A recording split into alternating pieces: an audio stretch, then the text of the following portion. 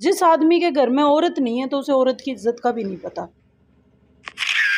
Congress party का समर्थक है लोहान साहब, उसके घर में सोनिया दून आगे कुछ बड़ा होने वाला है, ये तो कहीं ना कहीं आशंका लगा इसका। कुछ एक आप आगे के इंटरव्यू के लिए भी छोड़ दो, ये तो हमारा पर्सनल इंटरव्यू है। नमस्कार, मैं आपका साथी परशुराम, आप देख रहे हो टोटल खबर हरियाणा। फिलहाल नारनौंद में बैठे हैं और विधानसभा की तैयारी हर पार्टी अपने लेवल पर जोरों शोरों से कर रही है।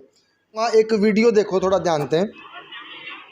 इस लड़की ने देखो कितना संघर्ष कराया है, किस तरह जलील करने लग रही है बीजेपी सरकार, ये आप साफ साफ देख सको हो। ऐसा उनके जीवन के बारे में 2 मिनट।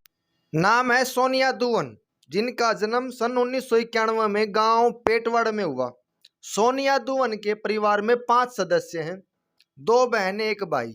सोनिया दून सबसे बड़ी है। सोनिया दून के पिता का निधन 2013 में हुआ था। 2013-14 में सोनिया दून ने महाराष्ट्र की एनसीपी पार्टी ज्वाइन करी।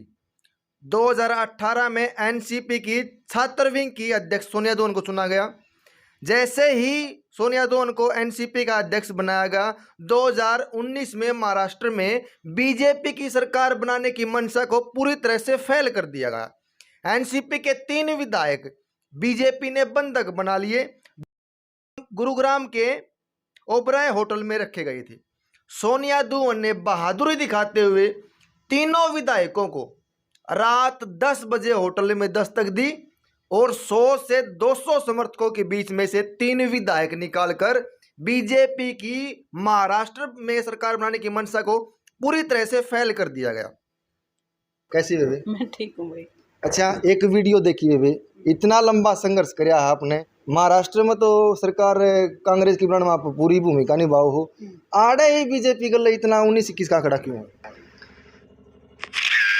नहीं, बीजेपी के साथ महाराष्ट्र में थोड़े हम भूमिका निभा रहे हैं, कांग्रेस के साथ में निभाओ हो। हाँ, तो कांग्रेस के साथ में तो वही बात है, हम बीजेपी के खिलाफ वाले हैं। और कुछ चीज़ें आपको जो ना अच्छी लगती हों, आप में हिम्मत होनी चाहिए उनको बताने का कि आपको अच्छी नहीं लगती, या जो आपको लगता हो समाज के लिए अच्छा नहीं है, तो आप में इतना जिगरा और आप में इतनी हिम्मत होनी चाहिए कि आप बताओ कि ये समाज के लिए अच्छा नहीं है, गलत को गलत कहना आना चाहिए। सोनिया, परिवार में सबसे बड़ी आप हैं, पिता के सिर के ऊपर से हाथ चला गया था, जिम्मेवारी आपके ऊपर आ गई थी, फिर पॉलिटिक्स में क्यों आपने कदम रख लिया? नहीं, वैसा नहीं है। मेरे पापा और 3 भाई हैं, हम इकट्ठे ही हैं सारे, और सिर्फ 5 सदस्य नहीं हैं, हम 13-14 सदस्य हैं घर में, और मेरे पापा और 3 हैं और सारे ही इकट्ठे हैं। सोनिया, महाराष्ट्र में एनसीपी की दबदबा है, लेकिन क्षेत्रीय पार्टी रह गई है, फिर हरियाणा में पैर पसारने लग रही है, राष्ट्रीय दर्जा खत्म हो गया।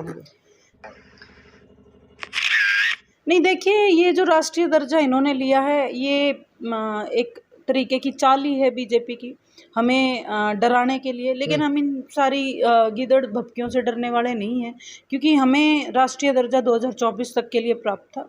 अब ठीक है, जो ये करवाएं, सब इनका प्रशासन, इनका बाकी सब इनका तंत्र है, ये जैसे मर्जी चाहें वैसा यूज़ कर सकते हैं। अगर एनसीपी का राष्ट्रीय दर्जा रहता, दून ने सीएम का चेहरा थी 2024 में, लेकिन सरकार ने जिस तरह आपने सरकार बनाने की उनकी मनसा पे पानी फेर दिया था, वैसे ही आपकी मनसा पे पानी फेर दिया। अब नारनौंद में लगातार संघर्ष कर रही है, किसकी निर्दलीय की तैयारी कर रखी है, किसी पार्टी के स्पॉन्सर? एक कहावत है, सहज पके मीठा होए, तो सहज सहज पकड़ दो। सीएम वगैरह तो बड़ी उम्र है, 32-32 साल की उम्र है, राम न चाहे तो काफ़ी साल और जीना है, बाद में देख लेंगे। अभी धीरे धीरे पका के खाएंगे, क्योंकि जितना पकेगा उतना मीठा होएगा। किस तरह देखने लग रही हो हरियाणा में बीजेपी की? मैं तो सारे ही देश में देख रही हूँ, सिर्फ हरियाणा नहीं। ये तो तानाशाह लोग हैं, ये तो एक किसी पर्टिकुलर विचारधारा को हमारे पे थोपने की कोशिश कर रहे हैं, और जब हम उसे मान नहीं रहे हैं तो मेरे जैसे लोगों के साथ ये जो हथकंडे अपना सकते हैं वो अपना रहे हैं। लेकिन लड़ाई तो आज़ादी की भी हुई थी, तो ये भी होगी। ठीक है सोनिया, कुछ समय पहले आपने पूर्व खेल मंत्री संदीप सिंह का विरोध किया था। गणतंत्र दिवस के ऊपर कैथल के पीओ में उन्होंने ध्वजा फहराया था, उसका आपने अकेली लड़की थी, आपने विरोध किया, आपको गिरफ्तार कर लिया। फिर खापों ने आपका समर्थन किया, संगठनों ने, और उसके बाद आपको एक बड़ी कामयाबी और नाम मिल गया, आयरन लेडी के नाम से आप जाने जाने लगी। लगता नहीं भाई जो ये आपने कामयाबी और नाम मिला है इसका कहीं ना कहीं राजनीति में आके फिर मिसयूज होने लग रहा है? नहीं, मैं तो ऐसा कोई, आप देखिए मैंने कभी भी, आप शायद हमारी बैठक चल रही थी, आपने नहीं देखा होगा मैंने एक बार भी इस बारे में चर्चा करी हो भाई मैंने कहा हो कि भाई मेरा इस चीज़ का राजनीति से कोई मतलब है। वो मेरी लड़ाई जो चल रही है वो मेरी लड़की होने के नाते से लड़ाई चल रही है, चाहे वो कोई संदीप सिंह हो, चाहे कोई वो ब्रजभूषण शरण हो, मेरी इन सब से ये लड़ाई है और ये लड़ाई हमेशा रहेगी क्योंकि लड़की को बड़ी मुश्किल से आज़ादी मिली है थोड़ी सी। मैं अभी भी इक्का दुक्का लड़कियां बाहर हैं, अगर मैं हमारे राजनीतिक फील्ड में देखूं तो बड़ी 3-4 लोग लेडीज़ ने छोड़ के मैं किसी और को बोल भी नहीं सकती, और वो भी अगर मैं 3-4 में भी देखूं तो जमाए एक आधी लेडी है जो बिना किसी घर बार की बहू या किसी घर बार की छोरी होने के नाते से अगर कोई फील्ड में काम कर रहा है तो जमा इक्का दुक्का है। ठीक है सोनिया, पीओ में आपकी गिरफ्तारी हुई थी, आपने 2 इंस्पेक्टर के ऊपर आरोप लगाए थे देशद्रोह का, आपने नामों का उजागर नहीं किया था उनको? नहीं, मैंने किसी इंस्पेक्टर पे नहीं, मैंने ना ही मैंने देशद्रोह तो मेरे पे लाने की कोशिश कर रहे हैं ये।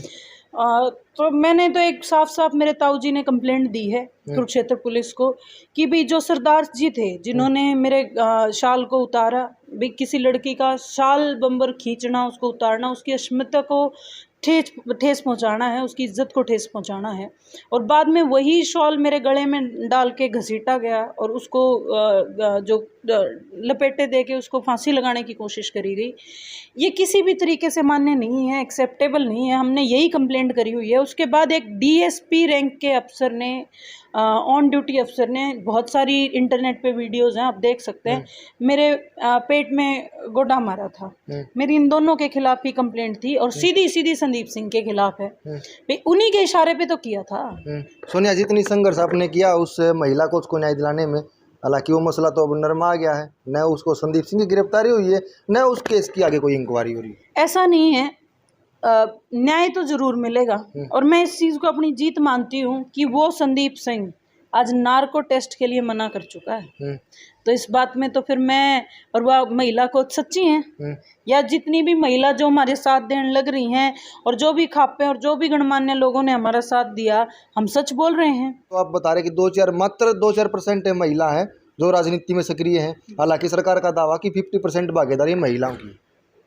अगर 50% भागीदारी महिलाओं की है तो आप मुझे विधानसभा में 50% महिलाएं गिनवाओ, भागीदारी है तो 33% ही गिनवा दो भाई, 50% की तो बात अलग है, आप मैंने 33% गिनवा दो। और दूसरी बात, मनोहर लाल खट्टर जी की, इन साहब का घर लुगाई छोरी बेटी कोई है नहीं, जिस आदमी के घर में औरत नहीं है तो उसे औरत की इज्जत का भी नहीं पता, चाहे फिर उसका पैरा में बम्बर डाल लो, चाहे उसके पैरा ने पकड़ कर रोन लाग जो मर्जी कर लो। ये वो लोग हैं जिन्हें महिला की इज्जत का पता ही नहीं है कि घर में दी बेटी होने का मतलब क्या होता है, क्योंकि इनके खुद के हैं नहीं।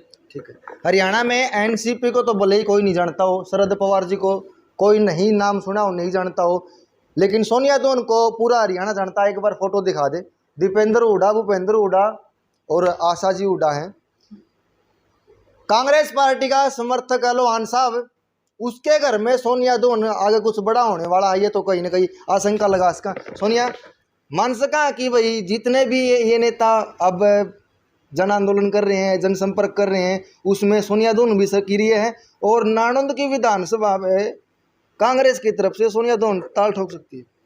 ये तो देखिए भविष्य की बातें हैं, कुछ एक आप आगे के इंटरव्यू के लिए भी छोड़ दो, ये तो हमारा पर्सनल इंटरव्यू है, आगे के लिए भी छोड़ो कुछ। ठीक है सोनिया, दादा गौतम के विधानसभा में बैठे हो और लोगों से भी आप मिल रहे हो, समस्या तो आपने बेरा कितनी बता दी होंगी, लेकिन जो 2-4 मुख्य मांग है वास्तविकता होनी चाहिए सबके हित के लिए।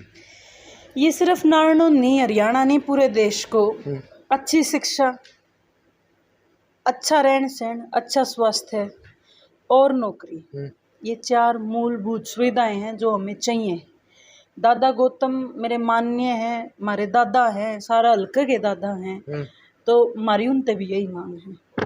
सोनिया दोन की बातें सुनकर ऐसा महसूस हो रहा कि भाई बहुत जल्दी 2024 का चुनाव आने वाला है और दादा गौतम की सपोर्ट के बगैर सोनिया दुवन जीत नहीं सकती, ऐसे इनकी बातों से आशंका लगाई जा सके, क्योंकि 2019 में जनता, नारनौंद की जनता ने उनको विधायक बनाया था। मूलभूत जो जरूर की चीजें थी वो उनको विधायक के तौर पर देनी चाहिए थी।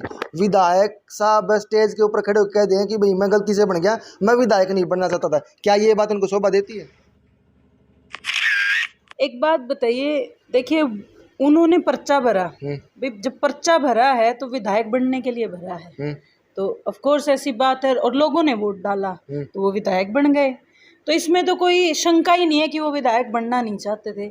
और रही बात कि सोनिया दुवन उनके सपोर्ट के बिना नहीं जीत सकती या किसी और के सपोर्ट, या फिर खुल कर नहीं बोलना चाहते? नहीं रुकिए, इससे खुल के क्या बोलूं? और मेरे नेता ने मुझे किसी पे टिक्का टिप्पणी करनी कभी भी नहीं सिखाई। मेरा वोट, अगर मैं लड़ूं हूँ, मेरा वोट मेरे काम का होना चाहिए, मेरे स्वभाव का होना चाहिए, मेरे व्यवहार का होना चाहिए, ना कि किसी को गाली देने का या किसी पे टिक्का टिप्पणी करने का। ना ये मेरे स्वभाव में है, ना ये मेरे लीडर ने सिखाया। ठीक है सोनिया, लगभग 13 महीने टिकरी के बॉर्डर पर किसान का आंदोलन चला, 750 से ज़्यादा शहादत किसानों को देनी पड़ी। उसके बाद जो काले कानून लेके आए थे उनकी वापसी हुई थी। ठीक वैसे ही कलेक्टर में देखने को मिला। जो वो दिन था वो बहुत भारी दिन था और हम सब पे बहुत भारी गुजरा है वो, और मेरे ख्याल में अब गुजर ही रहा है। क्या एक बड़ी आम सी बात मांगना, भाई सूरजमुखी के रेट के बारे में, भाई जिसको आप कह रहे हो भाई तेलीय फसलें उगाओ, तेलीय फसलें उगाओ, जब उगा रहे हैं रेटे तो मांगे हैं, लेकिन देश जब हम आज़ाद नहीं थे, जब हम गुलाम थे, अंग्रेजों के अधीन थे, तब भी हमारे साथ ऐसा होता था, हमारी आवाज़ को दबाया जाता था।